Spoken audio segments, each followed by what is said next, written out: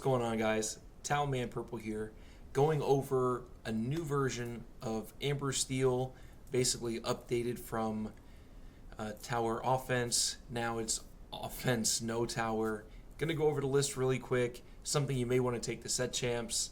We have for Cinderella, obviously Singer, very important. It's a 1/2 quest for 1. For Daisy Duck, it's a 1/4 quest for 2.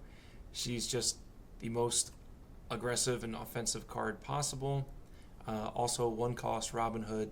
It's a 2/2 quest for 1. Just vanilla shift line. We have 2 cost Calhoun, 3/2 resist 1 rather.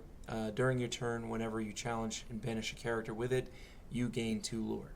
Right? So it's like a baby Robin Hood. So you have 8 of them essentially, right? 4 docks, obviously 1/3 quest for 1, just another way to draw cards. Can't go wrong with that. 4 Mr. Smee, overstated character, 2 cost, 3/3 quest for 2. At the end of your turn, if it's exerted and you don't have a captain in play, you put a damage on it. So it helps feed into a Rapunzel. Same thing with Daisy Duck, same thing with Lawrence. We have 4 Pongo at the 3 cost. Now Pongo's a 3/2 quest for 1.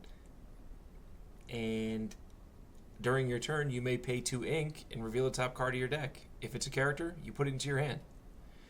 Now, let me also iterate that putting the card into your hand does not constitute as drawing a card. So it bypasses Diablo if you have not answered a Diablo. We have 4 3-cost Lawrence, because Lawrence is also an overstated character. It's a 4/4 quest for 2, and it only costs 3, right? Then we also have a full set of Pete. 3 cost, 3/3 quest for 1, and just slows the opponent down, right? You can't let them play actions the next turn. It's great.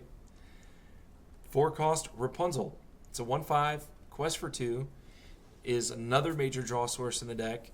Can remove up to 3 damage counters from one of your characters to draw up to 3 cards based on the amount of damage counters you have removed. #1 staple in all Amber decks. I'm going to say it every time that I talk about it. Absolutely love the card. We also have 4 Pluto, another overstated character. Pluto is a 4 cost 5/5 quest for 1 and has Bodyguard. Now, Pluto is only a 5/5 as long as it's undamaged. When it's damaged, it becomes a 1/5.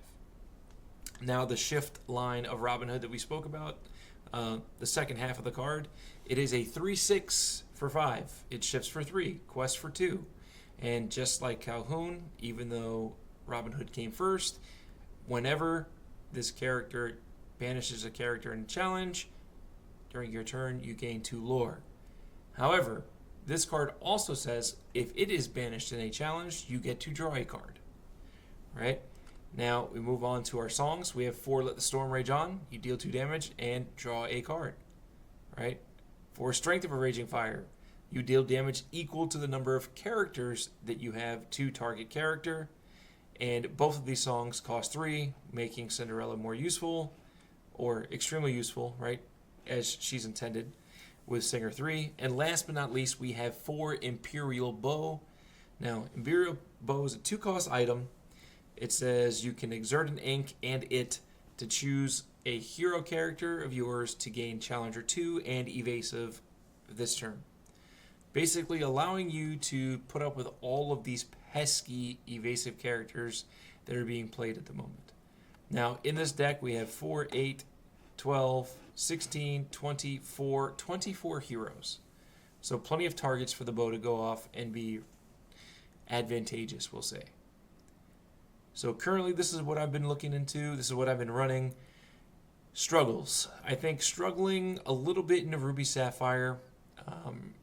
Ruby Amethyst, however, you have to play very tight. You want to make sure that you are drawing cards, right? It's always a battle of attrition against Ruby Amethyst because they just want to grind you out of resources and take over the game. So you have to make sure that you are using your draw pieces properly and making sure that you can protect ones like Pongo specifically because it can net you more cards overall in the long run. Other than that, the matchup spreads have been very, very well, having a decent amount of success with it. Super excited about it. So if you're going to set champs, I would suggest that you do take this deck for a spin. It's been performing very well. If you have any questions, comments, or concerns about it, reach out, let me know. Leave a comment at the video. We will definitely keep in contact. I have no problem doing that. Maybe your meta is a little bit different. You need to tweak some cards. Maybe you want to put the tower back in. Perfectly fine. You know, you can find flex slots.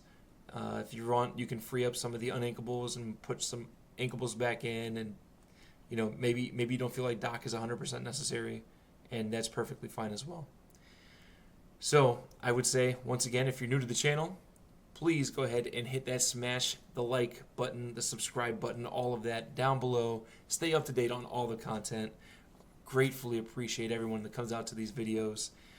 Yeah, give it a spin, guys. Tell me what you think, right? Leave a comment. Tell me what you like, what you don't like, something you think we can do to add, to change, or something you want to see in the next video. But until the next one, keep innovating.